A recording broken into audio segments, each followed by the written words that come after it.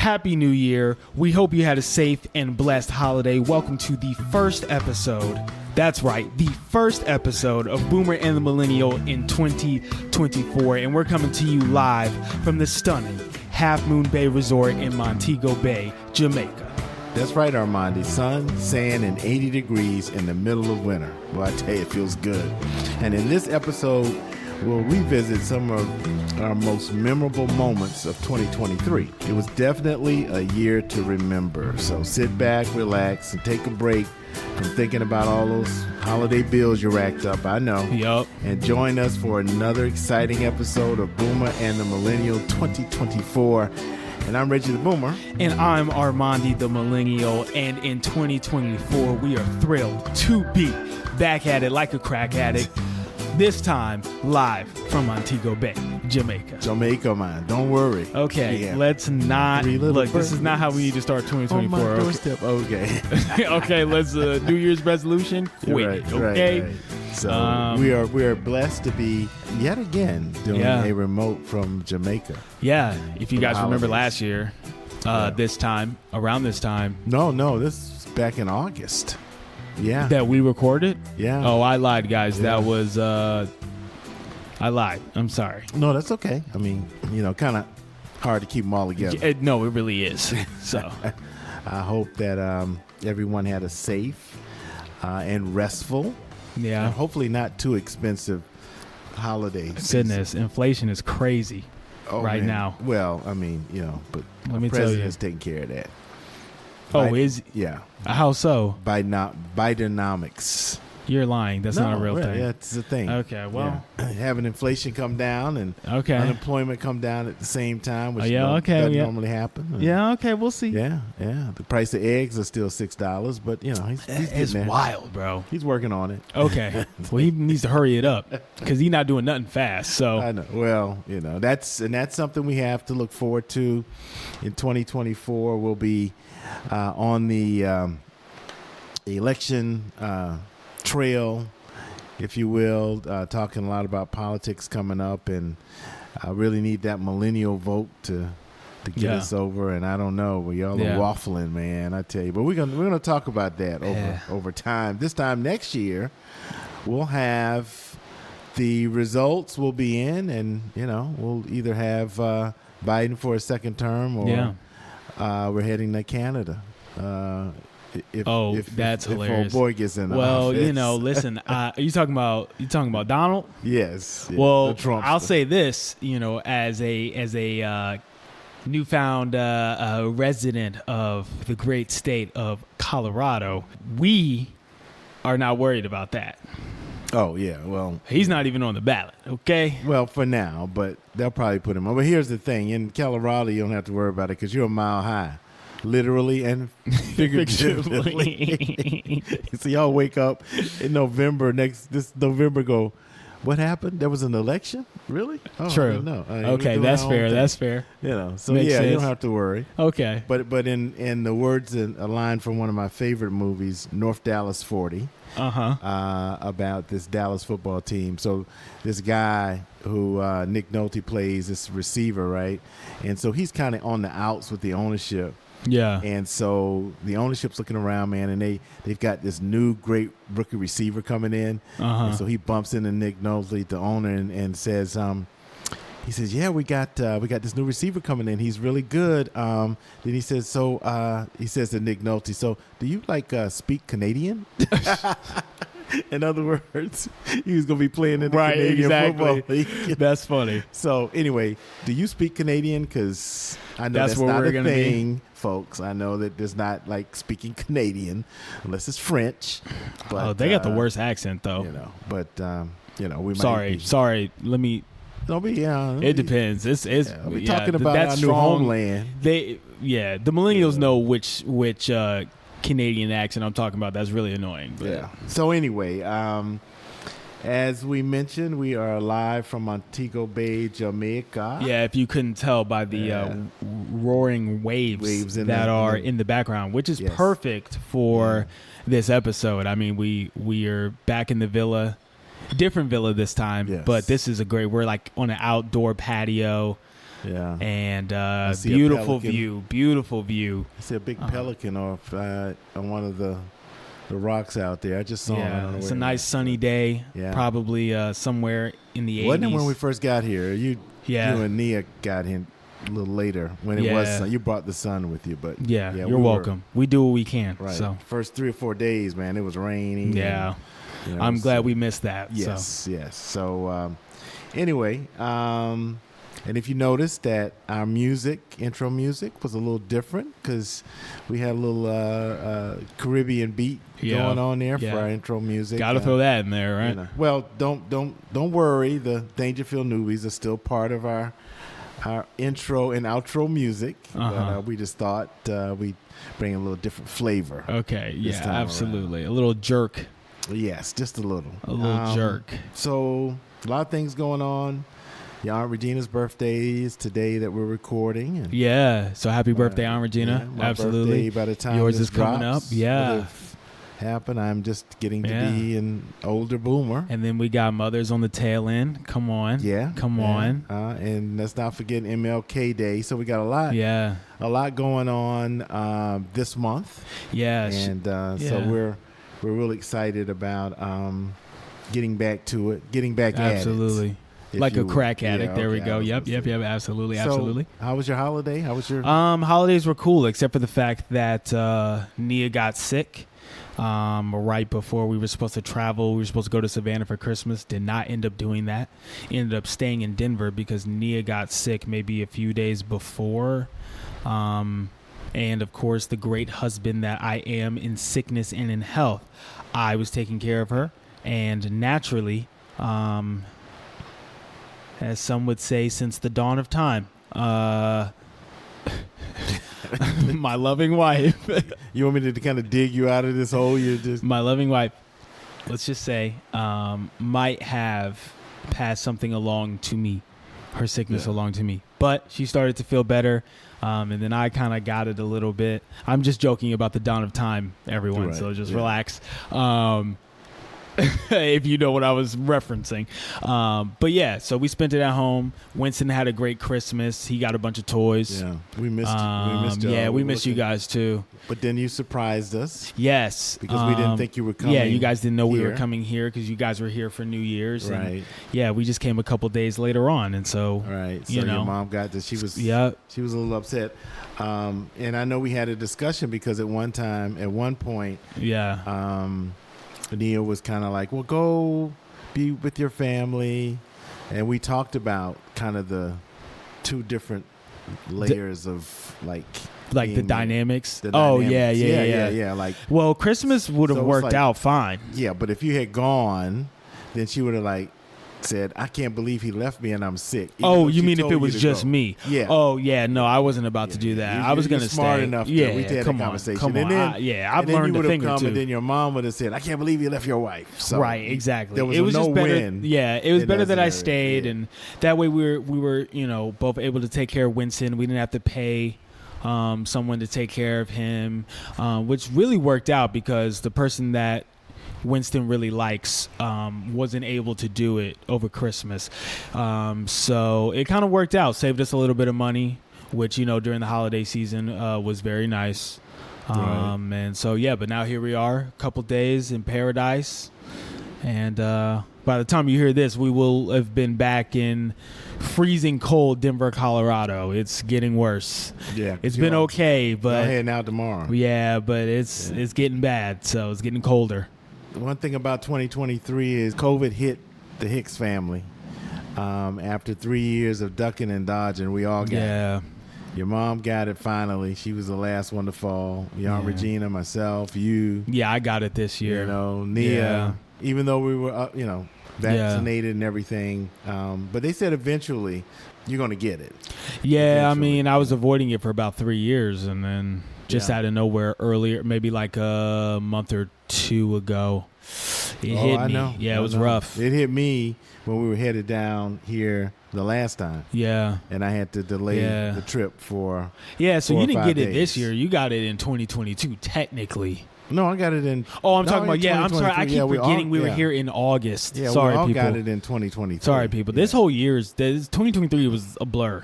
Yeah. Speaking of which, Yeah, let's get into it. We're going to revisit Okay. some of our memorable shows during this year. Before we do that, I do want to congratulate Nia on her game. Yes, absolutely. We haven't talked about that, have we? We want to do that real quick. You want to talk about? Yeah, absolutely. So you guys, campaign? yeah. So if you guys know, I've been talking about the fact that my wife made a card game called Known, Deep Questions, Deeper Connections, and so it's basically a card game that helps you get to know people. It's 3 phases, and in each phase, the questions get deeper, but really allow you to dig deep and learn things about other people, learn things about yourself, and that sort of thing. So she created a physical card game, also created an app, and was doing a Kickstarter to raise money to produce the games. And so you could buy the game and that sort of thing. So, with a Kickstarter, it's not like a GoFundMe. You either get all the money you set for the goal, which in this case was $10,000, or you don't get any of it. And by the grace of God and everybody, thank you to everyone who supported and bought the game or just donated. You know who you guys are. Don't worry, the game is coming. It's on the way, because we went $700 over the goal. So we got $10,700. So shout out to my wife. I'm extremely proud of her. She has worked extremely hard on this project, and now we're in the process of production. But good news, people, actually, for those who might have missed out and wasn't able to purchase the game, while we are still having, and we will have extra physical games made, so people can just purchase them, and you don't have to wait. And everyone who donated and bought the game during the Kickstarter, you will get yours. It's coming. It's on the way. But Nia did have the app added to the Apple App Store. So if you have an iPhone, you go to the App Store, you type in Known Question Game, you should find it. Or if you type in Nia Stokes Hicks, you should find Known, and you can get the digital version for the small price of $20. Oh, wow. Yeah. But she developed the app herself and everything. It runs smooth. We've had a couple people here, friends of Aunt Regina, who are also on this trip, download the app and have been playing it. And, so go support if you can. And then those who bought the digital app during the Kickstarter, we're reaching out. You'll get a discount code and everything to get it, so you don't have to pay the $20 because you already bought it. So all right, I got to get my version. Yeah, at some point. I also got to get mine too, which so I can have it on my phone. But I would like a game when you get an extra. Well, we'll get a physical. You'll get a physical one. So which is going to be nice. Come out to see you guys, maybe. Yeah, absolutely. You need to come out and visit. It's a good time. Everybody's trying to. It's so crazy because everybody's trying to be in Colorado right now. Everybody wants to ski, and they just know that that's a place to do it. And for all those people who do not know, we live in Denver. So if you come to Colorado, you stop in Denver, let us know. Well, I've been to Denver skiing. It's a fun trip. So I'm looking forward to come on, coming out and seeing y'all. And I'm glad that. Oh, and by the way, we have the Kickstarter link still on the website. I know the campaign is closed, so we'll probably just have information about the app. Yeah. I guess where you can, if you want to purchase the game, you can do that as well. So we'll kind of update that on the website for you, and by all means, we'll get people invited. It's a great way to break the ice. Yeah. On first dates, business meetings. I mean, you don't have to go too deep on the business meetings. Yeah, you can stick with level 1 if you want to, but friends gathering, girls' nights, anything really. It's Known, deep questions, deeper connections. All right, on Apple. On the App Store, it's Known Question Game. But you can, if you type Nia Stokes -Hicks, which is my wife's name, it'll pop up. Right, and we're still working on Google Play. Yeah, we're still working on Google Play for all you lames that have Androids.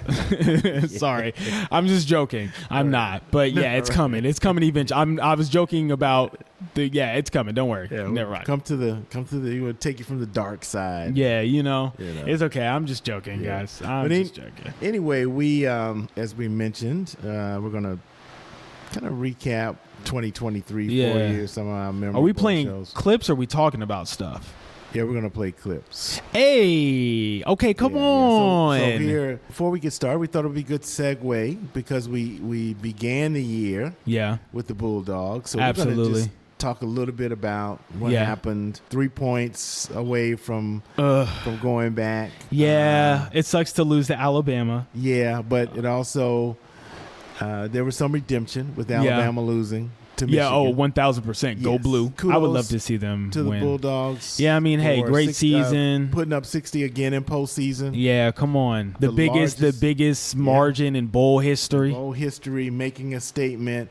Also, for those seniors, they are the winningest senior class in 100+ years of Bulldog football. Come on, Georgia. They won 50 games. Come on. So that senior class became the winningest class in history. And you know, it gives you an example of a team that was motivated and felt like there was something still to prove and to win. Absolutely. Versus a team that was just, you know, they were so decimated by not making the playoffs. And then when their quarterback went down, you know, and just it was a consolation game that they didn't care. Half the team went in the portal, the other half declared going to the NFL. So they really had a third string quarterback. So it was just, they didn't come to play. They didn't care. Yeah, we knew we kind of knew what to expect. I mean, I didn't think it was going to be that bad. I didn't think it was going to be that bad too. But you could see that they just and you know, to have Carson Beck, the quarterback for Georgia, come back next year, he's huge. I wasn't surprised. I think with we got this running back from Florida. Etienne has just always killed us. He's one of the premier running backs in the SEC. Yeah. So he's entered the portal and he's coming to Georgia. So I think Carson and then a bunch of receivers. Carson Beck. Yeah, come on, talk about him. I'm just saying. Come on, talk about him. He came back because he's like, look, we got a shot. We do have a shot. And he has a shot at winning the Heisman. We got a tougher schedule next year, though, so we'll see. We have a crazy tough schedule. But you know what? Ooh, I'm so excited. Though, because I don't know. The NFL doesn't do this for me at all. No other sport does it for me like college football. I'm sorry. We did get in January to celebrate two things. A second natty. For the University of Georgia, that which was is huge, just unprecedented. And also, Raphael Warnock was reelected to the Senate. Here's a little bit of what we talked about in January. Raphael Warnock, homeboy from Savannah, also a fellow Adam Smasher. He went to Saul C. Johnson High School, my alma mater. What is an Adam Smasher? I have no clue. Why would you smash an atom? Because isn't that bad if you split an atom? No. Well, you know, they did split the atom back in the early '60s, and when the school was built, and that was a big deal. There was nothing more powerful than splitting the. That's what happens with an atom bomb, right? Or now nuclear bomb. You mean an atomic bomb? Yeah. Well, it was called an atom bomb.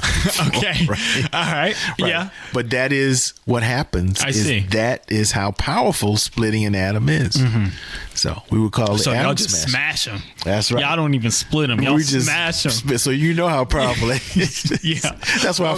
That's why our football team was like 1-10 every year. Oh, that's terrible. It is bad. Yeah. Yeah. So it didn't. Well, I mean, and you don't have a mascot when you have an atom. What is your mascot? Exactly. I don't even remember. We had like a dog or something that was called Adam something. I don't know. Okay. But, yeah. Well, so needless to say, shout out to Raphael Warnock. Absolutely.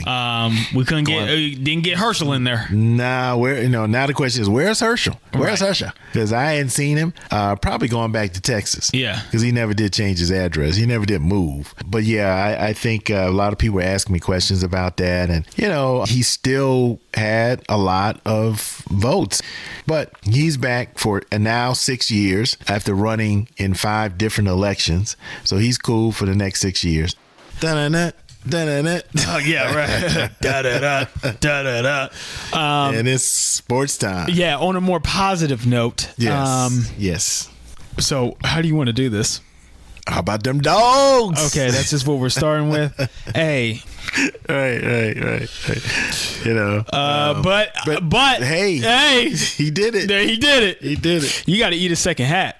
People were hitting me up. They were like, "Yo, you got to eat a second hat." I know. I have to. But speaking of hats, let me tell you, I have. Kenny, let me tell you something. Let me tell you something. Last year, I got my hat embroidered after the win. This is my championship hat.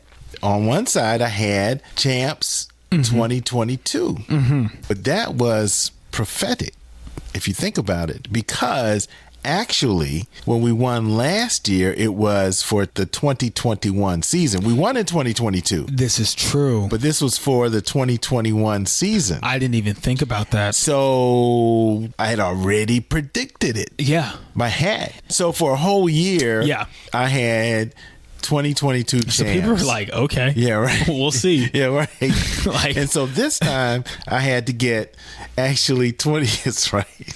So, well, he's pretty optimistic. People were like, the season hasn't even started yet. Right. He's already got a championship hat. You know how hard it is to repeat?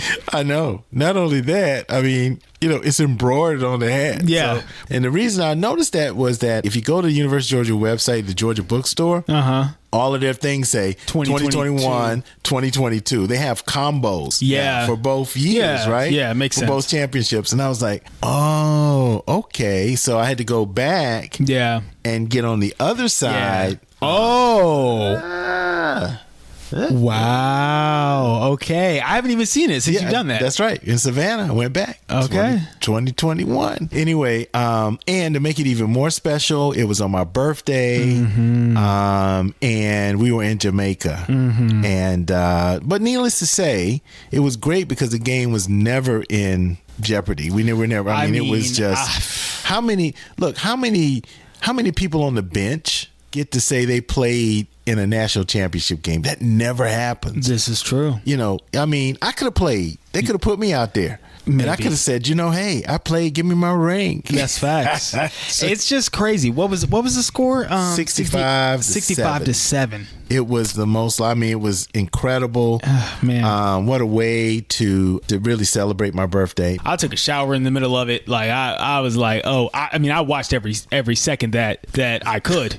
Right. You know what I'm saying? I was not going to miss it. Yeah, I should have put some money on that one, man. Yeah, I should have put some money on that one. I was joking that Stetson Bennett, he got his fade while he was out in California, and I was like, man, dogs by 50 if Stetson got the fade. And who knew that the dogs would win by 58? So could have said almost dogs by 60. Yeah, almost. Crazy. Almost, yeah. So we're still celebrating. It's a wonderful, wonderful thing. Yeah. Clearly, that's that's just that's just the highlight of the sports segment. Yeah. Okay, there we go. Yep, go Dogs. Go Dogs.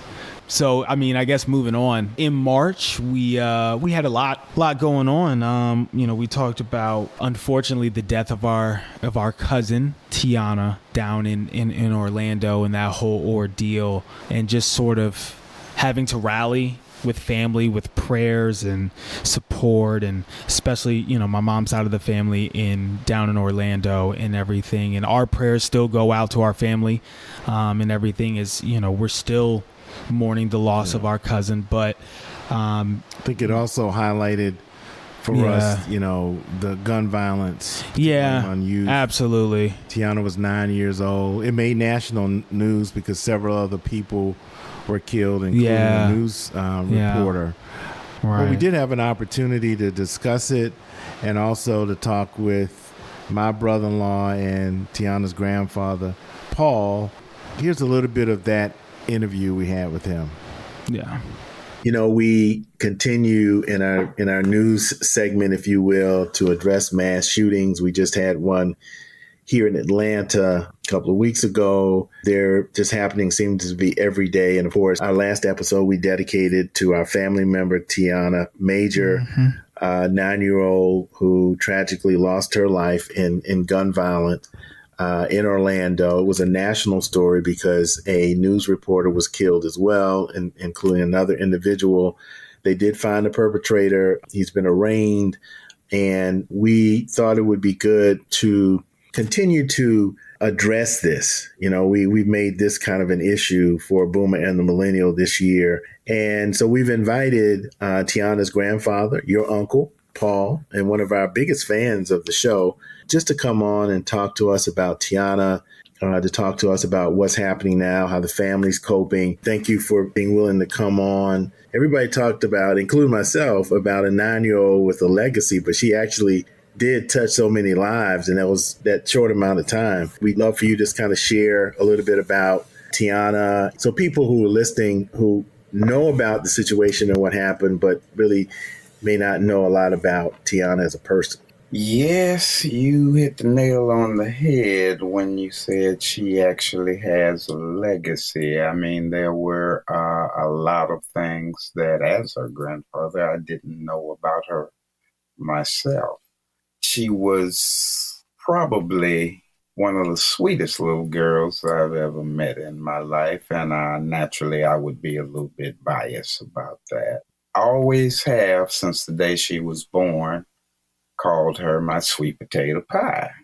And I didn't realize how apropos that was until they had the memorial at her elementary school. And you had the kids from her class come out, and each one gave their impressions of Tiana.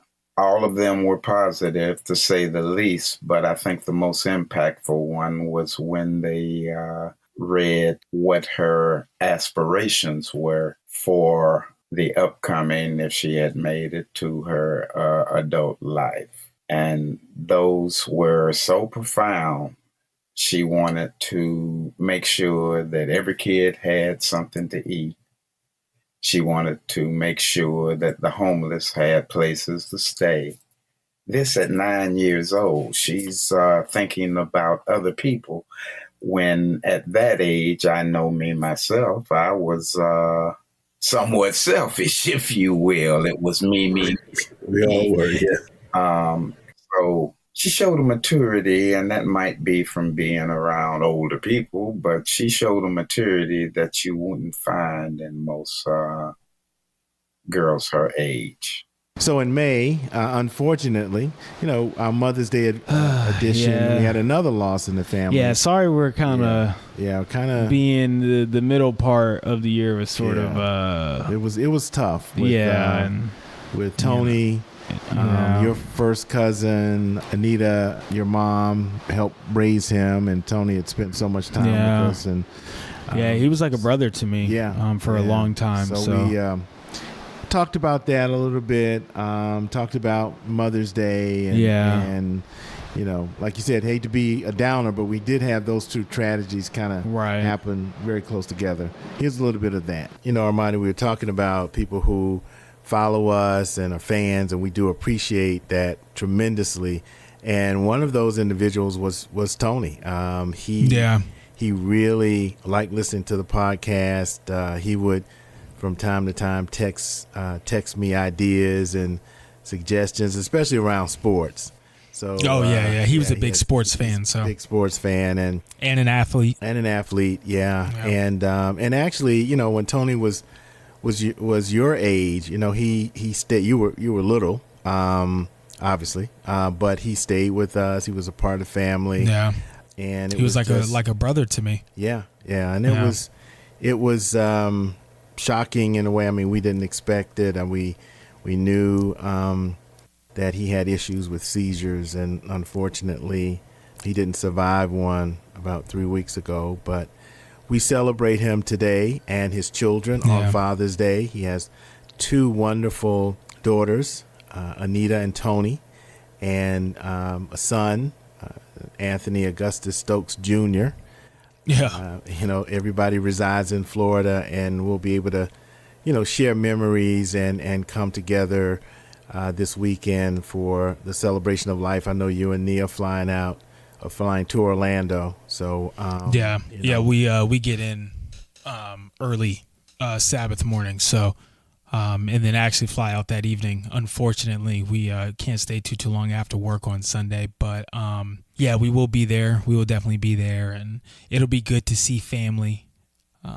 And to just celebrate Tony's life. And, like I said, he was like an older brother to me. So it's hard not having him with us anymore. I think I'm still kind of processing it and everything. The news kind of came at a time where, Nia's family was really mourning a loss and trying to be supportive of her and her family. Yeah, grandfather during that time. And then getting the news right before going to Memphis for that memorial service was very weird and a little tough. But I'm happy that we're making it happen to be able to be there. He was at Nia and I's wedding, and so she was definitely like, if I can be there, I will definitely be there. So she actually has to travel for work this week as well, but she'll be back, and then we'll fly to Orlando. So yeah. So just keeping the family in prayer, and just making sure we keep not only Tony's legacy but also Tiana's legacy alive. As well. And so just kind of moving on to a lighter note, for July, it was Father's Day. It was Juneteenth. Power to the people. Absolutely. And we also, for the first time, went live on Facebook and YouTube while we recorded, which was also, it was pretty fun. Yeah, we'll have to do fun. And we will have to do that again as we grow our following. Hopefully we'll get more views. But here's a little snippet of our first and only live show of 2023. Well, hey guys, welcome to the Father's Day Juneteenth edition of our show. We are live on YouTube and Facebook. And during this live edition, Armondi will update you on his West Coast connections and the ongoing writer's strike, and we'll give you our generational take on politics, sports, and entertainment. And unfortunately, our family suffered another loss. This show is dedicated to our cousin, or my cousin, Tony Stokes, who is also your nephew. So Anthony Augustus Stokes. Putting that full government out there. Right. And he's got your middle name, and that's the middle name of the Stokes family for 3 or 4 generations. And so we are dedicating definitely the show to him, and we'll talk about Tony in a little bit. But before then, I am Reggie the Boomer. And I'm Armondi the Millennial. And we are back at it like a crack addict to all those people who are out there on live who got to hear it live. This is Boomer and the Millennial, the podcast, live on Facebook and YouTube. Live and direct. Right. It will also be obviously posted, and you'll receive a notification. But if you're not in the live, then you're missing out. You know what I'm saying? Like, you haven't heard it here first. You would have heard it second. So, that's right. Just saying, just a little humor. Now let me stop. You know what? I didn't have music, with the Dangerfield Newbies, because I don't really know how to do that. Yeah, because, you'd have to, maybe you put it on the back end.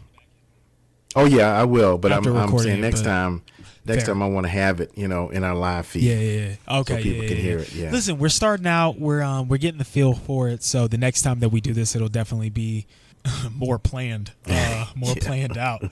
And, we'll have all of our, what am I trying to say? Our elements. And details squared away and all of that good stuff. So let's dive into it, though. Happy Father's Day. First and foremost to you, my father. Thank you. Thank you. Happy Father's Day to all the dads out there. And so, first time live on Facebook and YouTube, a wonderful episode. And then we went first time live from Jamaica. Yeah. We were able to go down on Sunrise Beach. Yeah. And enjoy the elements and the bugs and we were in the sun, sand, and everything, and it was hot. It was hot, but not as hot as it is now, thank goodness. So but this is great. Yeah. But here's a little bit of what we experienced on our first live remote out of the country. Yeah. Okay. Welcome to the end of the summer Labor Day edition of Boomer and the Millennial, coming to you live from the Half Moon Resort in beautiful Montego Bay, Jamaica. and we have a lot to discuss. Armondi celebrates 1 year of marriage bliss, and the happy couple is on the move again, this time to the Midwest. That is true. Trump and 18 of his closest friends visit the ATL. Football season is back, and my dad is still trying to finish a summer read. That's right. Okay, and the Paramount series Star Trek Strange New Worlds ends on a musical note, as we discuss in the What We're Watching segment. All that and much more. So let's get to it. I'm Reggie the Boomer. And I'm Armondi the Millennial, and we are back at it like a crack addict. This time from beautiful Jamaica. Oman. Oh, how did I just know that you were going to say that? I just knew the Mon was coming.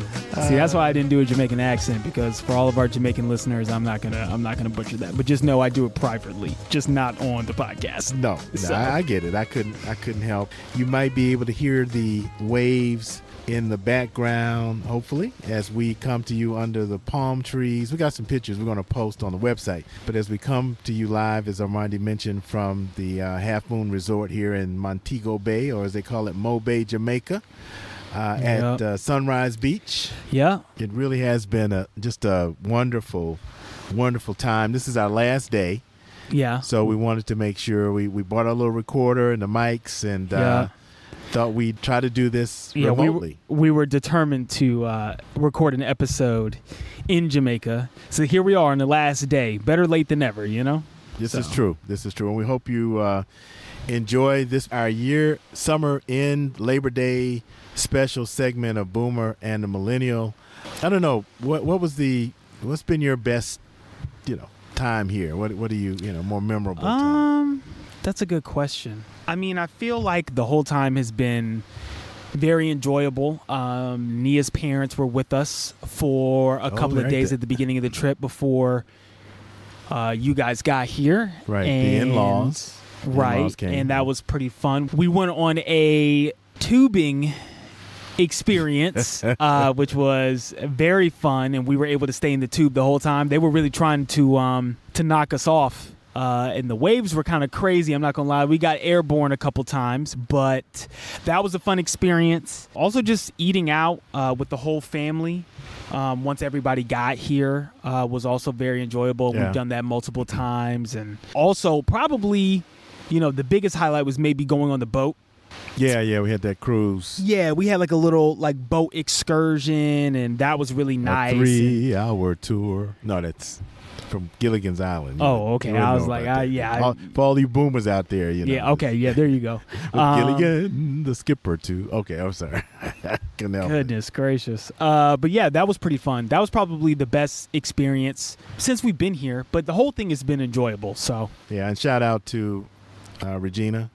Yes, shout out to Aunt Regina. Yeah, for sponsoring this. And hosting it. And bringing the family together. It's been really, I enjoyed the boat ride. I mean, that was nice. And, they have a barbecue here. Matter of fact, we can see the area where they have a barbecue every Friday night, which is really nice. They have dances and flamethrowers and there's a couple times I thought he almost lit a tree on fire. Actually, know, right? We would have been talking about the Fire a Half Moon 2023 for a second, but but it's been nice. The weather's been nice. We've now really avoided 2 hurricanes. Franklin was to the west of the island and went north, and for those of you now, by the time this airs or we drop this episode, we would have experienced Idalia, which is the hurricane heading now to Florida. So we want to really pray for those that are in the path of the hurricane. We're just hoping that everybody stays safe, but we've seen it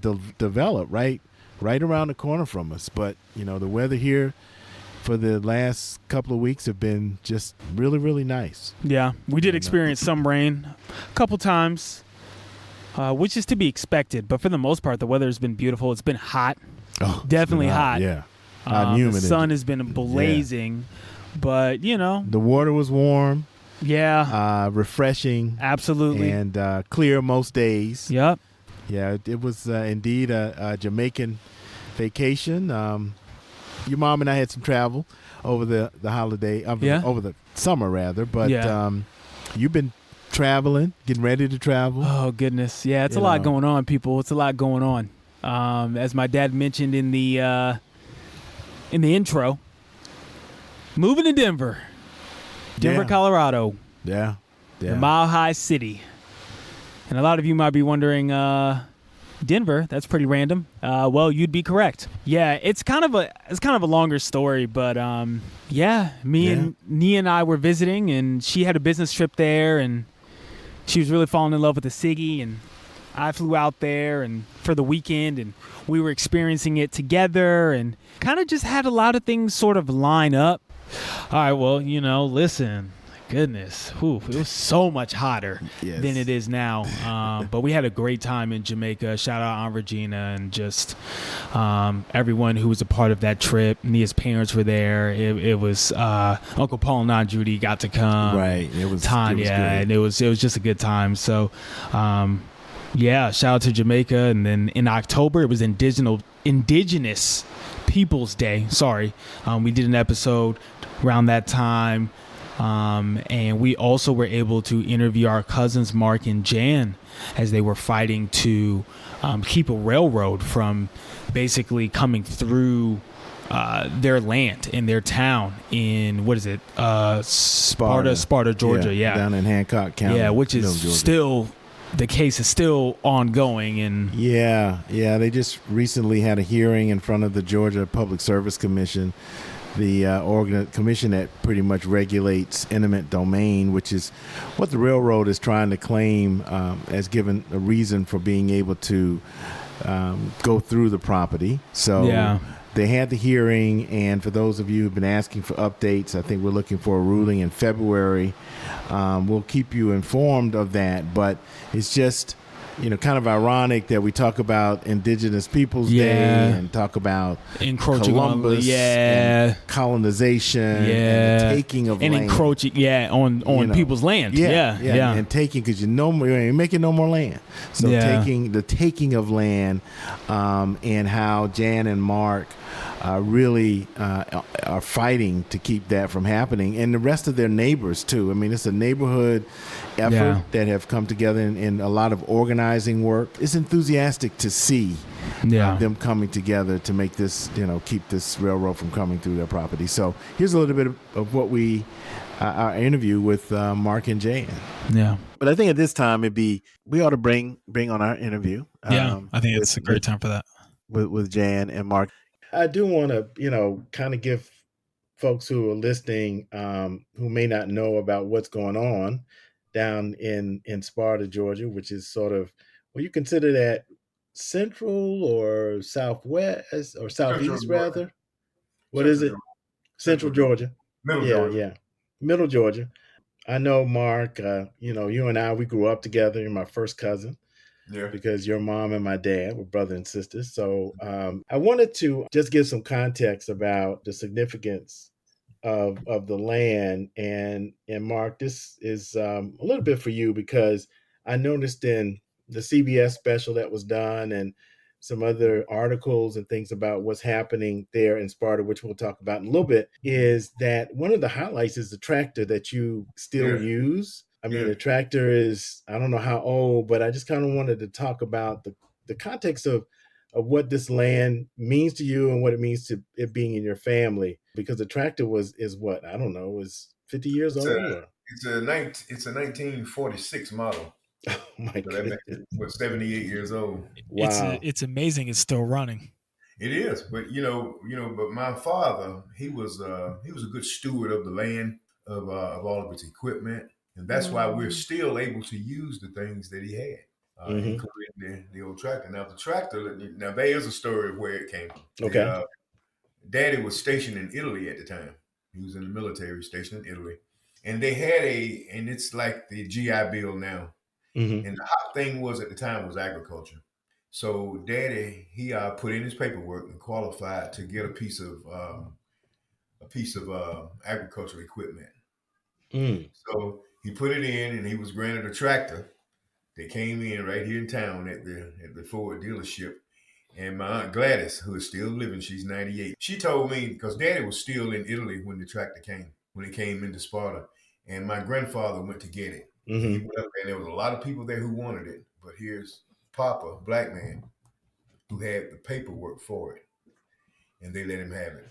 and he brought it home. And Aunt Gladys said when he brought it home that he started to plow, and he plowed all night long. He was able to get done that night what it was taking them, days and days and days to do with a mule. Wow. Right. So he got the Wow. tractor, and that's where the tractor came from, and that was in 1946. Wow. And we still have it now. It still runs. We use it. So tell us about the land. I didn't know this because when you're a child and you go and you visit, and we'll talk about memories in a bit, but Yeah. I never really, I just knew it was great coming to the country and hanging out with y'all and playing in the barn where the hay was and Mhm. just being in a whole different world, Yeah. but not knowing that this land was in the family. I mean, what is it, 100 years now or close to 100 years? Papa obtained this property in 1926. So that Wow. makes it 97, almost 98 years ago when he got it, which is very unusual for a black man during Jim Crow. Mm-hmm. Right. During the Jim Crow and during the Depression, that's when he was able to get this land. And of course, it's been a struggle through all of these years to hold on to it. And that's why this is so amazing. Now we are 96 years later, Wow. and Yeah. we're Yeah. still tough, still fighting to keep the land. How did he come to get the land and back in the 20s and Well, the story was that the land was for sale. Papa didn't have any money, but what he had was he had a green thumb, and Mhm. so what he did, he leased the property, Mm. planted planted cotton on it. Now cotton was big. I know you've heard Yeah. of that before, Mhm. King and Cotton, so yeah. he planted cotton on it and traded the cotton for the land. And Mm. Wow. that's how he got this Okay. place. That's how we got. Okay. Wow. That's a long story there, how he did that, and then, like I said, been able to keep it all these years.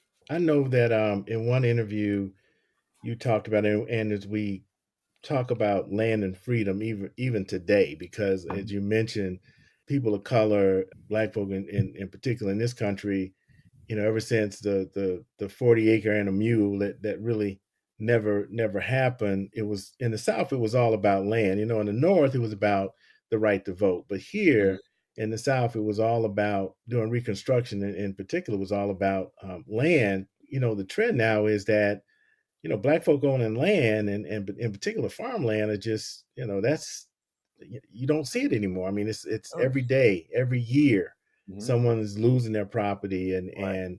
the fact that you're able to keep it.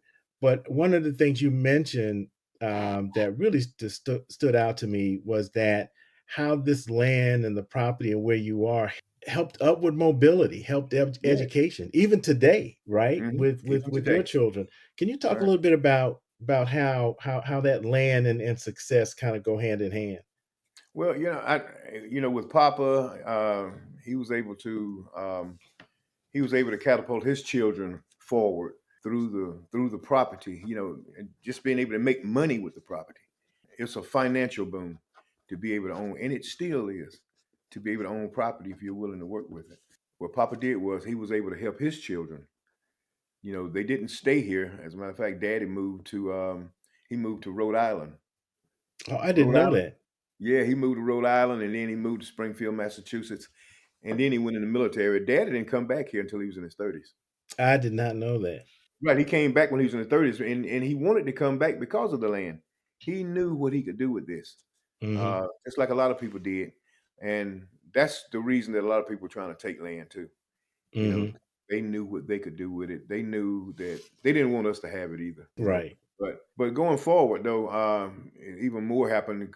I know more about when Daddy obtained the land from his father, and I know you remember Helen and Beatty. They went to private schools. Hmm. Daddy was able to Hmm. pay for all of that through the money he made using the land with timber, cows, growing vegetables, all these kinds of things. That's how Daddy was able to pay for that. Even Blaine going to school at Savannah State, and Jay Clifford, he went in the Air Force. Jay's the flight engineer for the Vice President of the United States Yeah. on his plane, and then he went on to be the flight engineer on the ambassador, the Saudi Arabian ambassador to the United States. He Wow. was on his plane. So Jay has a degree in aeronautical engineering, You know, all of these things inspired, that land inspired them to do things. Daddy encouraged them. He was able to help them because of that land. And Helen and Beatty, like I said, going to school too. They went on to college. Yeah, because Everybody, Helen was all a of mom and dentist. dad's, yeah, all of mom and dad's children, right, have advanced degrees from what mom and dad were able to do with that land. You know, to be able to help, you know, with money. Yeah. Like children's tuition. Oh, and then even with us, you know, with the land with us, we've been able to use it with our children. Our children, you know, all of them college educated, you know, they all doing great things. And that's what land does. And that's why it's been taken away from so many black people. Yeah. That's why, because they would rather, it's like the guy who wants to run the train now. He wants to take our generational wealth, right, for himself and for his children. He pass his children. He wants to pass our generational wealth on to his children. You know, I mean, they come up with all of this, with all of these reasons, economic reasons of what the land can do for the state and for the local economy and all of that. But none of that is true. It's a land grab. He wants to put it in his name. And I tell you, that really is insulting to have this land with his name strapped across it. And that kind of brings us to where we are today. And I just kind of wanted to talk about the letter. I know the letter that you received from the gentleman from the Sandersville Railroad about what he wanted to do. And just to give some context, there is a quarry, and I've seen it, you know, thanks to Jan taking me down there, and it's a giant hole. It's kind of scary, man. It's huge. It is. It's scary. And it's in the neighborhood. I'm like, it's in the community. Right. That can't be good for the environment. But anyway, no. You can't tell me anything good about that. Right. Look, you know, I'm a good ways from it, but I'm like, oh my God, I can't get any closer to this thing because it's huge. It's scary. But they want to build a train, a spur. They call it a spur, right, through your property and neighbors, and to connect to the major, I guess, railroad artery in order to kind of bring this whatever they're what is it that they're mining? Granite rocks, right, and from the quarry, and asphalt plant there too. Right. So they want to do all of that on this spur. And I guess when they came up with this idea, the first thing they did was send a letter out to everybody. They sent us a letter and said that part of our land would be required for this project. And that required is crazy. Yeah, it's crazy, isn't it? Required is wild.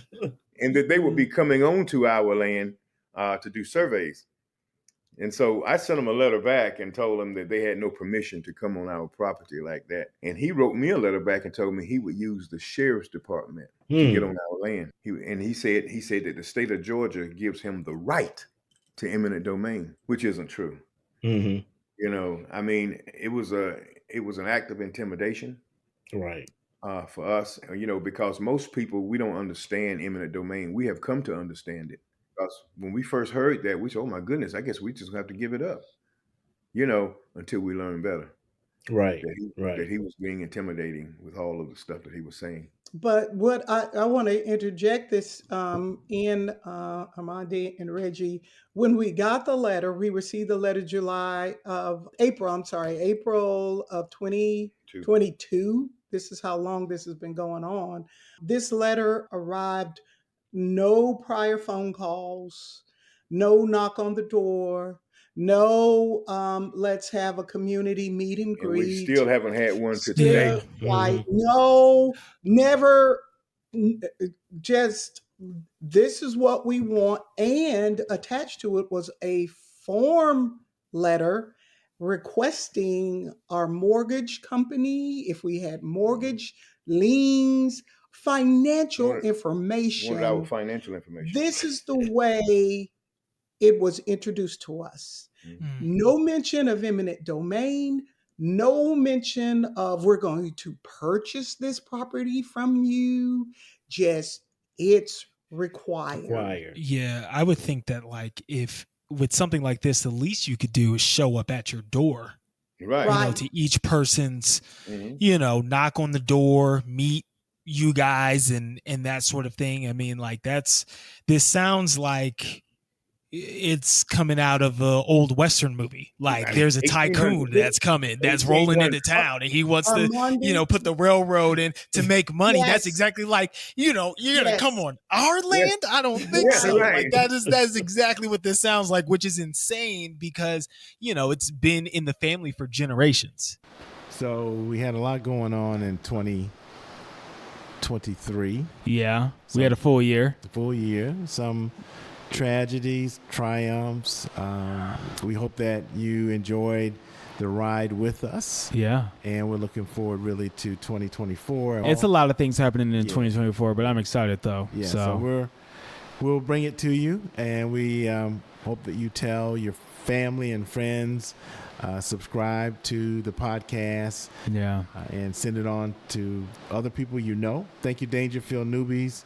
Even though we had a little Caribbean beat this time, I want to thank the Dangerfield Newbies for providing music, the intro and outro music. So they're still a staple. They're still part of us. Absolutely. When you hear the music, you know it's Boomer and the Millennial.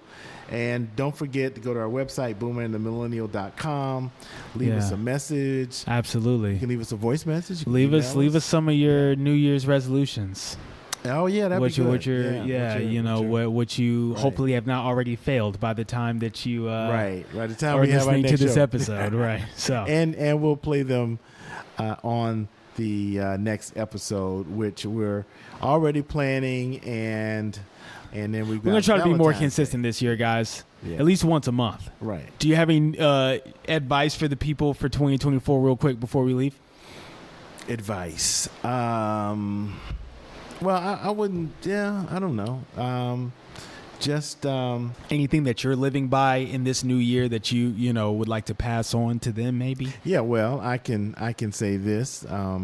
Don't be a squirrel on the highway of life. Your favorite quote. That is my favorite quote. And it was my quote. So if you use it, you can say you heard it from me. Don't be a squirrel on the highway of life. So that means I feel that. That means, you know, a squirrel gets in the middle of the road. The reason that squirrels get run over is because they can't decide whether to talk to them, stay, go the other way, go the direction they came from, or just keep going. And my advice is just keep going. Okay. Don't stop in the middle of the road. Yeah. Just keep on making it to the other side. Yeah, because you might get run over. There's maybe a big old truck heading for you while you sitting there scratching your head going, what should I do next? Or a little Toyota Prius. You never know. Okay, come on. If you're a squirrel, it doesn't really matter. It doesn't matter as long as you make it across, right? Okay. So what about you?